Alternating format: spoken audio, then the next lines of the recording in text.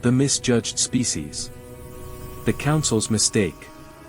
The Galactic Council chamber floated in the silence of space, a massive ring of polished metal and glowing crystal that had witnessed 1,000 treaties and 10,000 broken promises. Inside, the air was thick with tension and the smell of recycled atmosphere. 17 species sat in their assigned seats, each one representing centuries of civilization, technological mastery, and carefully cultivated superiority.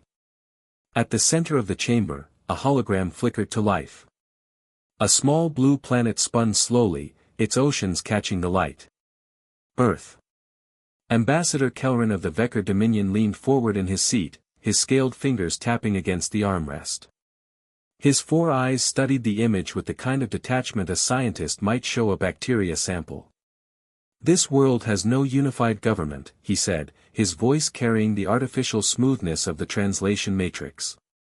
"No plasma shielding. No quantum propulsion. They still burn ancient organic matter for energy." He paused, letting the weight of his words settle. "And yet their representative sits here, requesting membership in the council." Laughter rippled through the chamber, polite, restrained, but laughter nonetheless.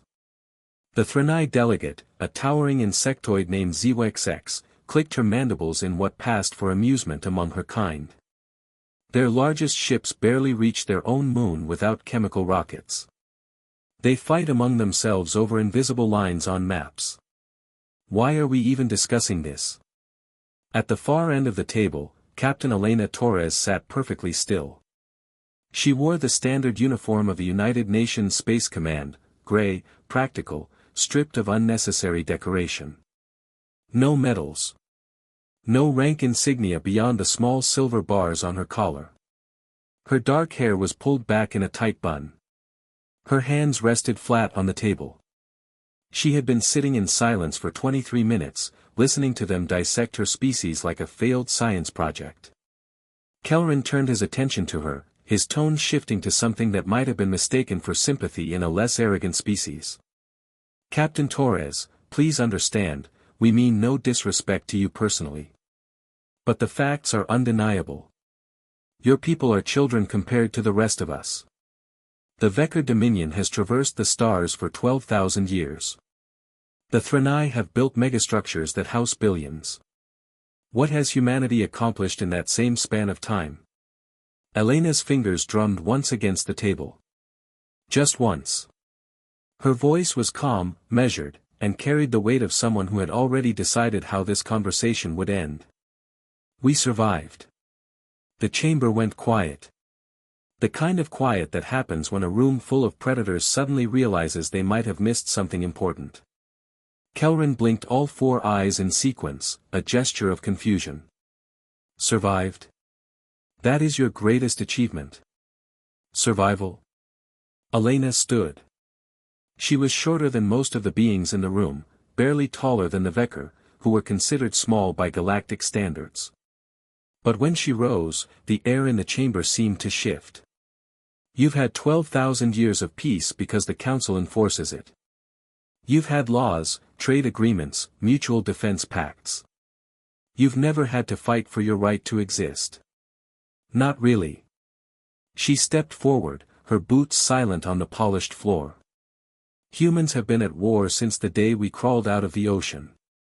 War with the planet. War with the weather. War with predators that wanted to eat us.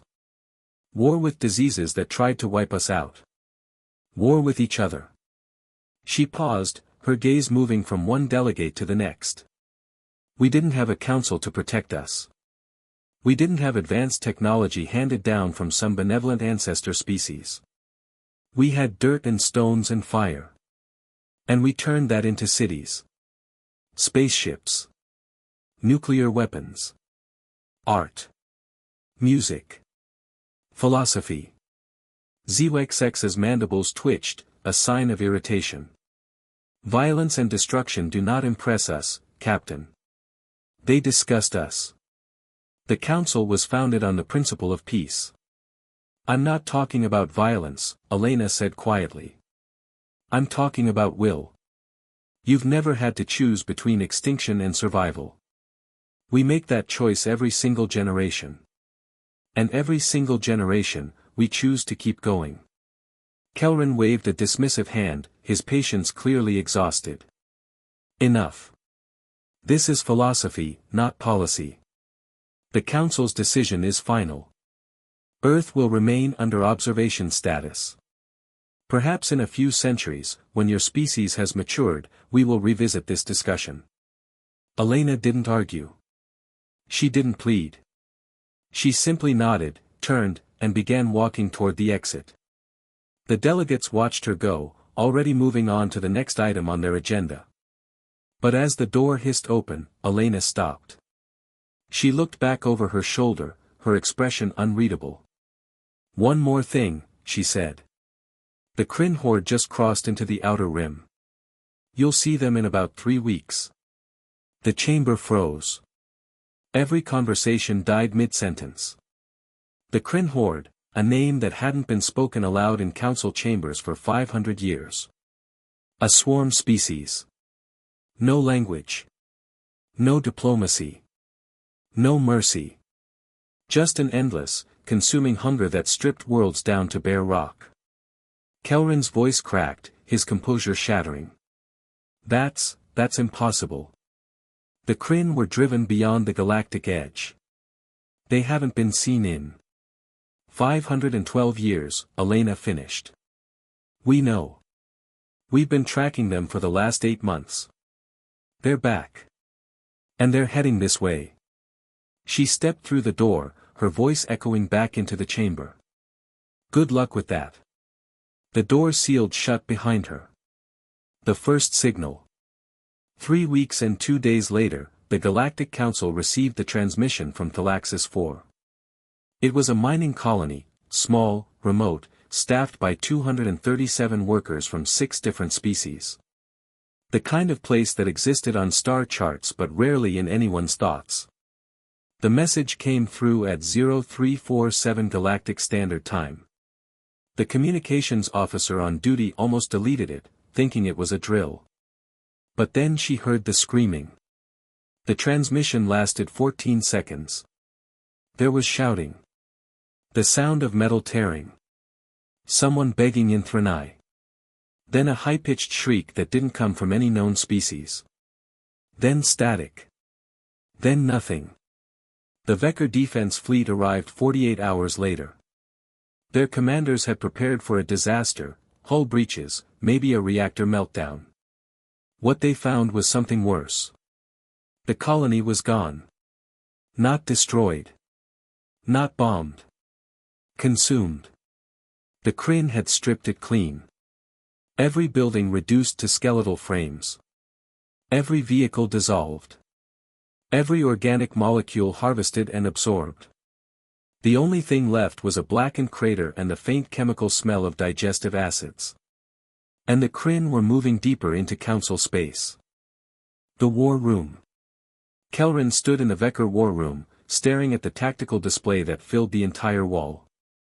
Red markers bloomed across the map like infection spreading through tissue. 6 colonies.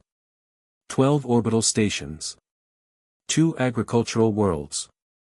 All silent. ZXX stood beside him, her usually steady mandibles trembling. Our fleets are scattered across the sector. We need time to consolidate our forces. Weeks.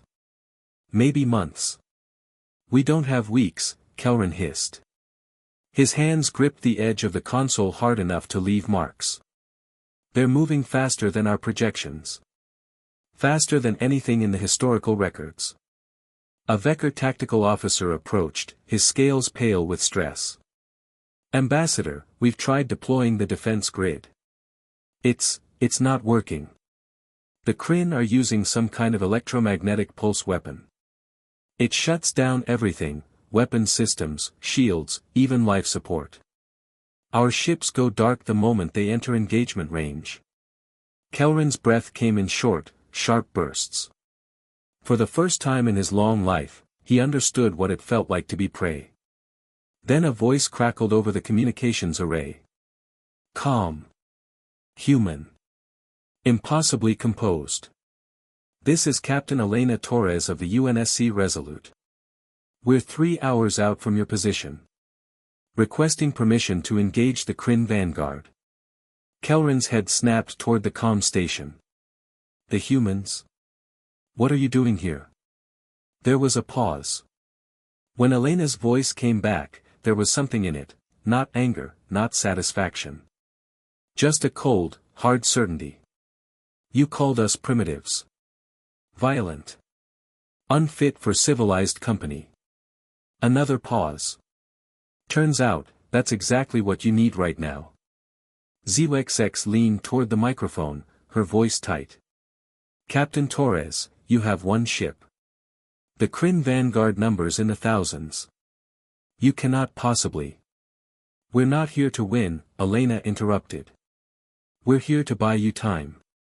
So get your fleets moving. Get your people to safety. Because when we're done, you're going to give us that council seat. The line went dead. Kelrin stared at the tactical display. A single blue marker, the Resolute, accelerated toward a swarm of red. One ship against thousands. It was suicide. Madness. Or something the council had forgotten how to recognize. Kelrin whispered, his voice barely audible, what have we done? The human way of war. The Resolute. The UNSC Resolute was not an impressive ship by galactic standards. It was 300 meters of welded steel, ceramic plating, and retrofitted alien technology that humanity had reverse-engineered from salvage and black market deals. No energy shields. No quantum drives. Just chemical thrusters, nuclear reactors, and enough kinetic weapons to level a small city. On the bridge, Captain Elena Torres sat in the command chair, her eyes fixed on the tactical display. The Kryn swarm filled the screen, thousands of red contacts moving in perfect coordination, like a school of fish made of nightmares. Distance to contact, she asked. Lieutenant Marcus Chen, her tactical officer, didn't look up from his console. 2 hours, 40 minutes. They're accelerating. They know we're here. Good. Elena's fingers drummed against the armrest. Helm, maintain current heading.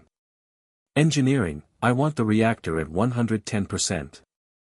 From the engineering station, Chief Ramirez's voice crackled over the intercom. Captain, 110 is redline. We hold that for more than 30 minutes and we risk a containment breach. Noted. Do it anyway. Ramirez hesitated for only a second. Aye, Captain. Elena stood and walked to the viewport. Beyond the reinforced glass, the Kryn swarm was visible now, not as individual ships, but as a dark cloud that seemed to absorb light itself. No formation. No tactics. Just mass and momentum and hunger. Lieutenant Sarah Park, the communications officer, turned in her seat. Captain, the council fleet is moving into position behind us. They're asking what our plan is. Elena's lips curved into something that wasn't quite a smile. Tell them to watch and learn. First contact. The Kryn hit them like a wave. The first impact shook the entire ship. Warning klaxons screamed. The lights flickered. On the tactical display, 3 Kryn bioships latched onto the Resolute's hull, their acidic tendrils already eating through the outer plating. Hull breach on decks 4 and 5. Chen shouted. Sealing emergency bulkheads. Point defense turrets, fire at will, Elena ordered, her voice calm. Marines, deploy to breach points. I want those things off my ship.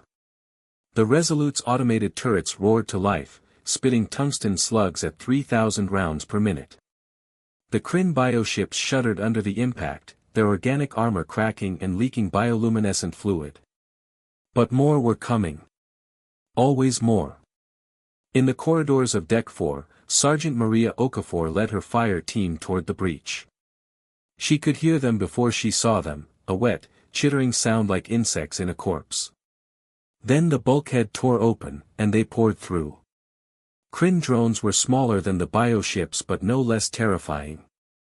Each one was the size of a large dog, covered in black chitin, with mandibles that could shear through steel. They moved fast, too fast. Light them up. Okafor roared. The corridor erupted in muzzle flashes. The Marines fired in controlled bursts, their armor-piercing rounds punching through chitin and flesh. The Kryn screamed, a sound like tearing metal, and kept coming. One of them took 6 rounds to the center mass and still managed to leap at Private Kowalski before Okafor put a 3-round burst through its head. "Fall back to Junction 7, she ordered. "We're setting the trap." The Marines retreated in disciplined order, firing as they went. The Kryn followed, their hunger overriding any sense of caution. They poured into the junction, 20, 30, 40 of them. Okafor hit the detonator. The junction exploded. The shaped charges had been placed with surgical precision, collapsing the corridor in both directions. The Kryn were buried under tons of debris and venting atmosphere. The ones that survived were sucked out into space. Okafor keyed her comm, "Breach secured, Captain. We lost 2 Marines. Kowalski and Davis." Elena's voice came back, steady as stone. "Copy that, Sergeant. Well done. Get your people to the armory and rearm. We're not done yet." The calculated risk. On the bridge, Elena watched the tactical display. The Resolute was surrounded now, hundreds of Kryn bioships swarming like sharks around wounded prey. The ship's hull integrity was down to 60%. Reactor output was spiking. They were losing. But that was the plan. "Chen, status on the package?" The tactical officer checked his console. "Package is armed and ready. Waiting on your mark, Captain." Elena's eyes tracked the swarm's movement. The Kryn were predictable in their hunger. They didn't strategize. They didn't plan. They just consumed. And that was their weakness. "Helm, all stop. Kill the engines." The bridge went silent. Lieutenant Park turned in her seat, her face pale. "Captain, if we stop, they'll tear us apart in minutes." "I know." Elena's voice was cold. "That's what I'm counting on. Chen, open all airlocks. Make us look dead in the water." Chen's hands hesitated over the controls. Then he nodded. "Aye, Captain." The Resolute went dark. Running lights died. Engines shut down. Emergency vents opened, spilling atmosphere into the void. To the Kryn, it looked like a dying ship, easy prey. They swarmed closer. Hundreds of bioships latched onto the hull, their tendrils digging deep. The Resolute shuddered under their weight. Elena counted silently in her head. 5. 4. 3. 2. Now. Chen's finger slammed down on the control. The Resolute's reactor didn't just overload, it detonated. But not randomly. The explosion was shaped, directed, focused by magnetic containment fields that held for exactly 2.3 seconds before collapsing. The blast tore outward in a sphere of nuclear fire, vaporizing everything within 500 meters. 300 Kryn bioships died instantly. But the Resolute survived. Barely. The emergency core ejection system had kicked in at the last possible moment, jettisoning the reactor and replacing it with the backup fusion plant. The ship was crippled, smoking, half dead, but still in one piece. On the bridge, alarms screamed. The crew pulled themselves off the floor, bleeding from noses and ears. Elena dragged herself back into the command chair, her vision swimming. "Damage report," she rasped. Chen coughed, wiping blood from his mouth. "Hull integrity at 20%. Weapons offline. Life support holding. Reactor 2 online but running at 40% capacity." Elena looked at the tactical display. The Kryn swarm had scattered, confused by the sudden violence. It wouldn't last long. But it didn't have to. "Park, open a channel to the Council fleet. Channel open, Captain. Elena's voice was rough but steady. Council fleet, this is Torres. The swarm is broken. Their coordination is disrupted. You have a window, maybe 10 minutes. Hit them now with everything you have. There was silence on the other end. Then Kelrin's voice came through, shaking with something that might have been awe or terror. Captain Torres, what did you just do? I gave you a chance, Elena said. Don't waste it. The Council strikes. The Vekker fleet moved like a hammer falling from orbit. With the Kryn swarm in disarray, the Council's superior firepower finally mattered. Plasma lances cut through bioships. Kinetic missiles punched through organic armor. For the first time in 3 weeks, the Kryn were retreating. On the Resolute, the crew worked frantically to keep their dying ship alive. Damage control teams patched hull breaches with whatever they could find. Engineers rerouted power through burned circuits. Medical teams moved through the corridors, treating the wounded. Elena stood on the bridge, watching the battle unfold. The Kryn were pulling back, regrouping. They would return, stronger, smarter, angrier. But not today. Lieutenant Park looked up from her console, her voice filled with something close to disbelief. Captain, the Council is hailing us. They're asking for a full debrief. And Ambassador Kelrin is requesting permission to come aboard. Elena nodded slowly. Grant it. But tell him to bring a medic. We've got wounded. She turned back to the viewport, watching the Kryn swarm fade into the darkness. She thought about Kowalski and Davis, about the 2 Marines who had died buying seconds. She thought about the human colonies back home, fragile and unprotected, waiting for the day when the galaxy decided they mattered. We earned this, she said quietly, to no one in particular. Chen looked up from his console.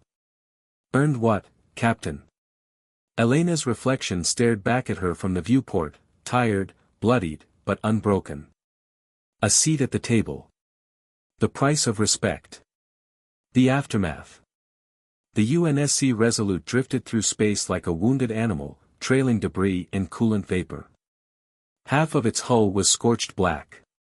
Entire sections were open to vacuum. But its reactor hummed, its crew breathed, and its flag still flew. Ambassador Kelrin's shuttle approached cautiously, as if the human ship might explode at any moment. When the airlock finally cycled open, he stepped through into a scene that would haunt him for the rest of his life. The corridors were dark, lit only by emergency lighting that cast everything in red. The walls were scarred with weapon impacts and acid burns. Medical teams moved through the shadows, carrying stretchers. Kelrin saw a human soldier sitting against a bulkhead, her armor cracked, her face covered in blood, calmly reloading her weapon as a medic bandaged her leg. No one saluted him. No one even looked at him. They had work to do. Lieutenant Park met him at the junction to the bridge. Her uniform was torn at the shoulder, and there was a bruise spreading across her cheek. Ambassador, she said, her voice flat with exhaustion. The captain is waiting for you. Kelrin followed her through the damaged ship, his scales prickling with unease. He had commanded fleets. He had negotiated treaties. He had stood in the presence of beings who had lived for thousands of years. But walking through the Resolute made him feel small in a way he had never experienced before. These humans had faced extinction and chosen to fight anyway. The conversation. Captain Elena Torres stood in the observation room, staring out at the debris field where 300 Kryn bioships had died. Her left arm was in a sling. There was a bandage wrapped around her head. But her eyes were clear and sharp as ever. She didn't turn when Kelrin entered. Ambassador. Kelrin stopped a respectful distance away, his voice careful. Captain Torres. I came to express the Council's gratitude. Your actions saved thousands of lives. Perhaps millions. We are in your debt. Elena finally turned to face him. Are you? The question hung in the air like a blade. Kelrin's throat worked. I don't understand. 3 weeks ago, you told me humanity wasn't ready for the council. That we were too violent. Too primitive. Too dangerous. Elena took a step closer. Then the Kryn came, and suddenly violence didn't seem so barbaric anymore, did it? Kelrin's 4 eyes blinked in sequence, a gesture of shame among his people. Captain, we were wrong. About your species. About what strength truly means. Were you? Elena's voice was soft, but there was steel beneath it. Or are we only valuable to you when you need someone to bleed for you? Kelrin had no answer. Elena walked past him, moving slowly because of her injuries. I lost 14 crew members in that fight. 14 people who will never see Earth again. They died buying you time to organize a defense. They died protecting species who thought we weren't good enough to sit at the same table. She stopped at the door, her hand resting on the frame. So I'll ask you again, Ambassador. Are you in our debt? Or are we just convenient when the monsters come knocking? Kelrin's voice was barely a whisper. What do you want, Captain?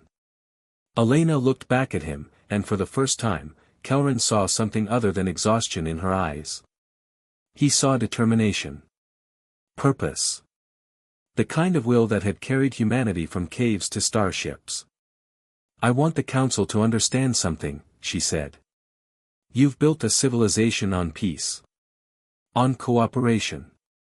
On the belief that violence is something to be avoided at all costs. And that's beautiful. It really is. She paused. But peace only exists because someone is willing to fight for it. Cooperation only works when everyone agrees to the rules. And the Kryn don't agree to anything. She turned fully to face him. You need us, Ambassador. Not because we're violent. But because we understand something you've forgotten. Sometimes the only thing standing between civilization and extinction is someone willing to do what needs to be done. Kelrin's hands trembled. The Council will grant Earth full membership. Immediately. You have my word. Elena shook her head slowly. I don't want your word. I want a contract. I want human representatives on every council committee. I want access to your technology, your trade routes, your defense networks. And I want the Council to acknowledge, publicly, that humanity earned its place not by being civilized, but by being willing to stand between you and the dark. Kelrin stared at her for a long moment. Then, slowly, he extended his hand in the human gesture of agreement. You have it, Captain. All of it. Elena took his hand. Her grip was firm despite her injuries. Then we have a deal. The price of respect. The aftermath. The UNSC Resolute drifted through space like a wounded animal, trailing debris and coolant vapor. Half of its hull was scorched black. Entire sections were open to vacuum. But its reactor hummed, its crew breathed, and its flag still flew. Ambassador Kelrin's shuttle approached cautiously, as if the human ship might explode at any moment. When the airlock finally cycled open, he stepped through into a scene that would haunt him for the rest of his life. The corridors were dark, lit only by emergency lighting that cast everything in red. The walls were scarred with weapon impacts and acid burns. Medical teams moved through the shadows, carrying stretchers. Kelrin saw a human soldier sitting against a bulkhead, her armor cracked, her face covered in blood, calmly reloading her weapon as a medic bandaged her leg. No one saluted him. No one even looked at him. They had work to do. Lieutenant Park met him at the junction to the bridge. Her uniform was torn at the shoulder, and there was a bruise spreading across her cheek. Ambassador, she said, her voice flat with exhaustion. The captain is waiting for you. Kelrin followed her through the damaged ship, his scales prickling with unease. He had commanded fleets. He had negotiated treaties. He had stood in the presence of beings who had lived for thousands of years. But walking through the Resolute made him feel small in a way he had never experienced before. These humans had faced extinction and chosen to fight anyway. The conversation. Captain Elena Torres stood in the observation room, staring out at the debris field where 300 Kryn bioships had died. Her left arm was in a sling. There was a bandage wrapped around her head. But her eyes were clear and sharp as ever. She didn't turn when Kelrin entered. "Ambassador." Kelrin stopped a respectful distance away, his voice careful. "Captain Torres. I came to express the Council's gratitude. Your actions saved thousands of lives. Perhaps millions. We are in your debt." Elena finally turned to face him. "Are you?" The question hung in the air like a blade. Kelrin's throat worked. "I don't understand. 3 weeks ago, you told me humanity wasn't ready for the Council. That we were too violent. Too primitive. Too dangerous." Elena took a step closer. "Then the Kryn came, and suddenly violence didn't seem so barbaric anymore, did it?" Kelrin's 4 eyes blinked in sequence, a gesture of shame among his people. "Captain, we were wrong. About your species. About what strength truly means. Were you?" Elena's voice was soft, but there was steel beneath it. "Or are we only valuable to you when you need someone to bleed for you?" Kelrin had no answer. Elena walked past him, moving slowly because of her injuries. "I lost 14 crew members in that fight. 14 people who will never see Earth again. They died buying you time to organize a defense. They died protecting species who thought we weren't good enough to sit at the same table." She stopped at the door, her hand resting on the frame. "So I'll ask you again, Ambassador. Are you in our debt? Or are we just convenient when the monsters come knocking?" Kelrin's voice was barely a whisper. "What do you want, Captain?" Elena looked back at him, and for the first time, Kelrin saw something other than exhaustion in her eyes. He saw determination. Purpose. The kind of will that had carried humanity from caves to starships. "I want the Council to understand something," she said. "You've built a civilization on peace. On cooperation. On the belief that violence is something to be avoided at all costs. And that's beautiful. It really is." She paused. "But peace only exists because someone is willing to fight for it. Cooperation only works when everyone agrees to the rules. And the Kryn don't agree to anything." She turned fully to face him. "You need us, Ambassador. Not because we're violent. But because we understand something you've forgotten. Sometimes the only thing standing between civilization and extinction is someone willing to do what needs to be done." Kelrin's hands trembled. The Council will grant Earth full membership. Immediately. You have my word." Elena shook her head slowly. "I don't want your word. I want a contract. I want human representatives on every Council committee. I want access to your technology, your trade routes, your defense networks. And I want the Council to acknowledge, publicly, that humanity earned its place not by being civilized, but by being willing to stand between you and the dark."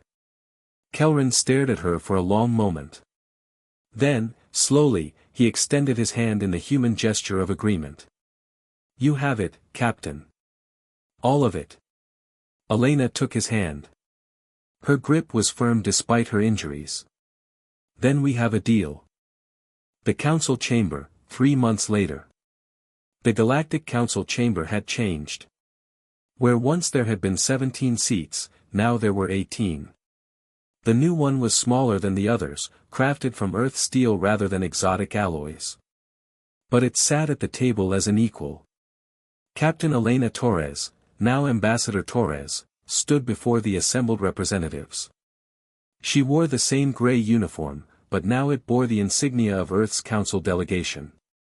Behind her, on the view screen, footage played of the battle at Thalaxis. The Resolute's desperate charge. The nuclear detonation. The Council fleet's counterattack.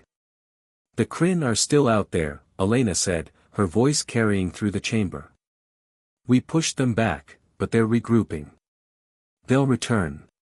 Maybe in months. Maybe in years. But they will return. She looked around the room, meeting the eyes of each delegate. The question is, what will we do when they come back? Will we wait for them to reach our doorsteps? Will we hope they go away on their own? ZXX's mandibles clicked nervously. What are you proposing, Ambassador? Elena's expression was grim. I'm proposing we stop waiting for threats to come to us. I'm proposing we build a defense fleet, a real one, not scattered national forces. I'm proposing we establish early warning stations beyond the rim. And I'm proposing that humanity leads the combat divisions. Murmurs rippled through the chamber. Several delegates looked uncomfortable. Kelrin raised a hand for silence. Ambassador Torres, he said carefully, what you're describing is a militarization of Council space. That goes against our founding principles. Your founding principles assumed everyone in the galaxy wanted peace, Elena countered. The Kryn proved that assumption wrong. So did a dozen other species throughout your history. You've survived this long because you had enough firepower to make aggression costly, but not enough will to use it proactively. She leaned forward, her hands on the table. Humans have that will. We've had it since we learned to throw rocks at predators. Let us do what we do best. ZXX spoke, her voice uncertain. And what is it that humans do best, Ambassador? Elena's smile was cold. We survive. And we make sure our enemies don't. The chamber fell silent. For a long moment, no one spoke. Then, slowly, Kelrin nodded. The Council will take your proposal under advisement, Ambassador Torres. But I suspect you'll have the votes you need. Elena straightened, her injuries long since healed but the memory of them still fresh. Then I'll start drafting the operational plans. Because when the Kryn come back, we'll be ready. And this time, we won't just drive them away. She paused, her voice dropping to something quiet and dangerous. We'll end them. 6 months later, the Outer Rim. The UNSC Defiance hung in the darkness beyond the galactic edge, its sensors sweeping the void for any sign of movement. It was the first of the new Council Defense Fleet, a joint operation, human-designed, equipped with the best technology the galaxy had to offer. Captain Marcus Chen, promoted after Elena took her council position, stood on the bridge, watching the endless dark. Lieutenant Park sat at the communications station, monitoring the network of warning buoys they deployed across 1,000 light-years. Anything? Chen asked. Park shook her head. Quiet. No Kryn signals. No anomalies. They're still out there, but they're staying away. Good. Chen walked to the viewport, his reflection staring back at him. Let them stay away. Let them wonder what happened to their vanguard. Let them know that humanity is standing watch. Behind him, the crew worked in silent efficiency. Human, Vecker, Thranai, and a dozen other species, all working together. All united by the understanding that the darkness beyond held things worse than any of them wanted to imagine. And standing between that darkness and civilization was a species that had been called too violent, too primitive, too dangerous. The species that refused to die. Park looked up from her console, a slight smile on her face. Captain, I'm picking up a transmission from Earth. It's Ambassador Torres. She says the Council just approved the expansion of the defense fleet. We're getting 20 more ships. Chen allowed himself a small smile. Tell her we'll put them to good use. He turned back to the viewport, watching the stars. Out there, somewhere in the incomprehensible vastness of space, the Kryn were waiting. Planning. Rebuilding. But so was humanity. And humanity had learned a long time ago that the best defense was making sure your enemies feared you more than you feared them. Helm, Chen said quietly, take us deeper into the rim. I want to know what else is out there. The Defiance's engines flared, and the ship slipped into the darkness like a knife. Hunting. Epilogue, Earth, United Nations Headquarters. Ambassador Elena Torres stood at the window of her office, looking down at the city below. New York sparkled in the evening light, millions of people going about their lives, unaware of how close they had come to extinction. Unaware that their species had just secured its place among the stars not through diplomacy or technology, but through the same stubborn refusal to surrender that had carried them from caves to cities. On her desk, a holographic message waited, a personal communication from Kelrin. She hadn't opened it yet. Finally, she tapped the control. Kelrin's image appeared, his scales looking older somehow, his 4 eyes carrying a weight they hadn't before. Ambassador Torres, his recorded voice said. I wanted to thank you again. Not just for what you did at Thalaxis, but for what you taught the Council. We had forgotten what it meant to fight for survival. We had grown comfortable in our peace. He paused. You reminded us that peace is not the absence of conflict. It is the hard-won result of being willing to stand against those who would take it from us. The image flickered. The galaxy is better for having humanity in it. Even if that truth makes us uncomfortable. The message ended. Elena smiled, a real smile this time. She turned back to the window, watching the sun set over the city. Somewhere up there, beyond the atmosphere, beyond the moon, beyond everything humanity had ever known, the Defiance and her sister ship stood watch. And Earth slept soundly, protected by the species the galaxy had once called too dangerous to join them. Turns out, dangerous was exactly what they needed.